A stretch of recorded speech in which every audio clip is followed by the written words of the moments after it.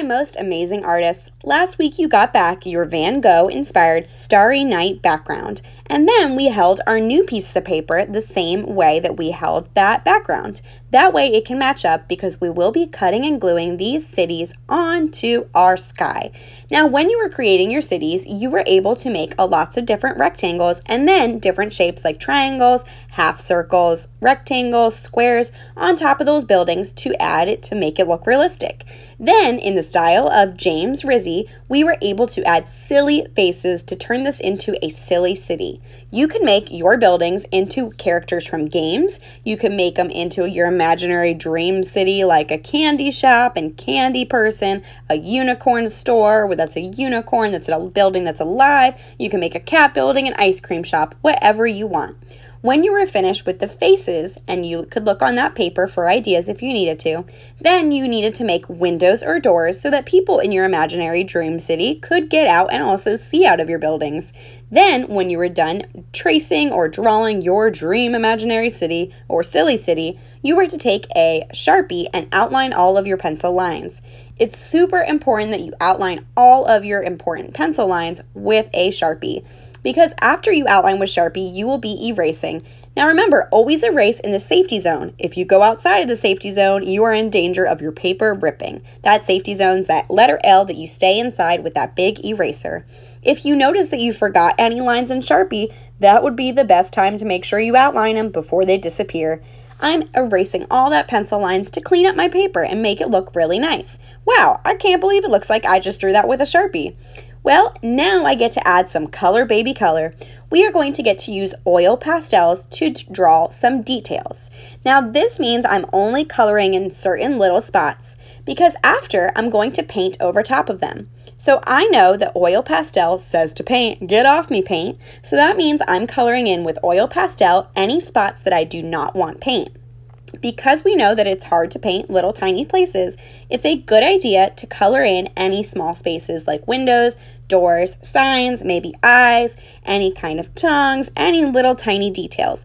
I would color those in with oil pastel. That way you don't have to get in there with a little tiny brush to switch your color. It's a great idea because then you can just turn your building all one color with your paint. So I'm changing my oil pastel, maybe put some designs on the building, some swirls, some zigzags, some whatever you want, some stripes. It's totally up to you. But anything that you want to be not painted, make sure you color it with oil pastels. Do not color in all of your buildings though, because then you wouldn't have any room for paint.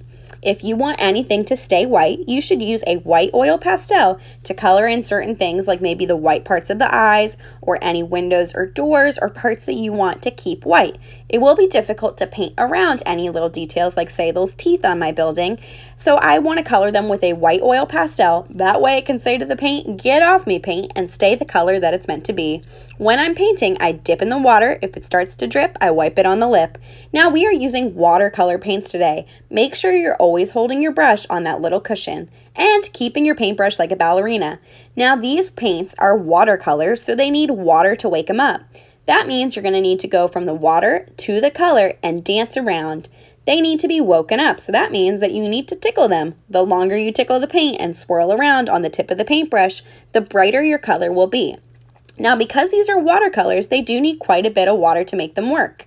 So if you notice that your paint is scratchy, just go straight to the water and add more water to it to make it glide.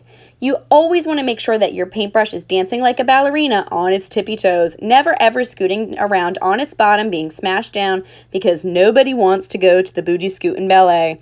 If anybody does, in all seriousness, you will be taking a painting break, because not only is it bad for your painting and could ruin all your oil pastel if you press too hard with your paintbrush, but it's also really bad for Mr. Paintbrush. It will ruin his hair almost forever, and these are the best paintbrushes I could possibly buy you. Now notice I'm being very careful in between my buildings. I had orange and now I'm using blue.